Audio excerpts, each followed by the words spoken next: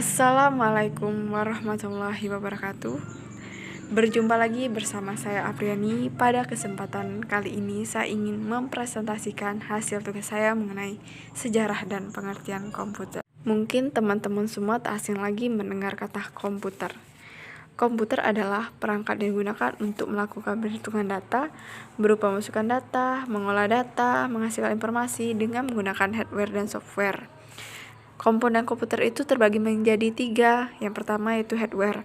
Hardware atau perangkat keras komputer adalah bagian dari sistem komputer yang merupakan perangkat yang dapat diraba, dilihat secara fisik, serta perangkat menjalankan instruksi dari perangkat lunak.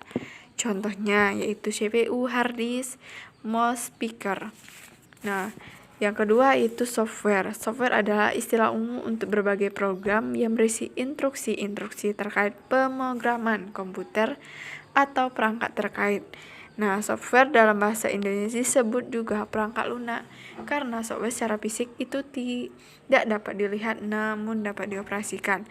Contohnya Google Chrome, Mozilla, dan lain sebagainya. Yang terakhir yaitu brandware. Brandware sendiri adalah orang yang mengoperasikan hardware dan software. Selanjutnya saya akan menjelaskan sedikit tentang sejarah komputer. Komputer bermula sejak abad ke-19 merupakan hasil penemuan dari seorang profesor matematika yaitu Charles Babbage. Ia merancang sebuah mesin analisis yang dapat melakukan operasi matematika sederhana. Hal ini kemudian menjadi kerangka besar dalam perkembangan komputer. Sejarah komputer itu terbagi menjadi 5. Yang pertama yaitu komputer generasi pertama pada tahun 1937 sampai 1946. Komputer generasi pertama, komputer berukuran besar dengan tabung vakum, hanya dapat melakukan satu tugas dan tidak memiliki sistem operasi.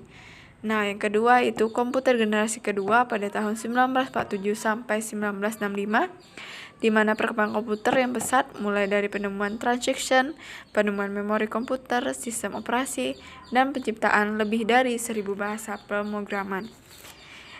Komputer generasi ketiga pada tahun 1965 sampai 1971, yaitu komputer yang menggunakan sirkuit terintegrasi. Yang keempat itu komputer generasi keempat pada tahun 1971 sampai 1980 adalah komputer yang menggunakan sirkuit Very-Late Gate Integrated sehingga lebih kuat dan terjangkau untuk umum. Yang terakhir, komputer generasi kelima pada tahun 1980 sampai sekarang. Komputer yang menggunakan sirkuit Ultra-Late Gate Integrated hingga menyebabkan komputer jauh lebih kecil dan mendukung perkembangan ilmu kecerdasan pembuatan. Demikianlah presentasi saya mengenai sejarah dan pengertian komputer. Semoga apa yang saya sampaikan bermanfaat bagi teman-teman semua. Dan saya mohon maaf apabila ada kesalahan dalam pengucapan kata. Dan saya akhiri wabillahi taufiq wal hidayah. Wassalamualaikum warahmatullahi wabarakatuh.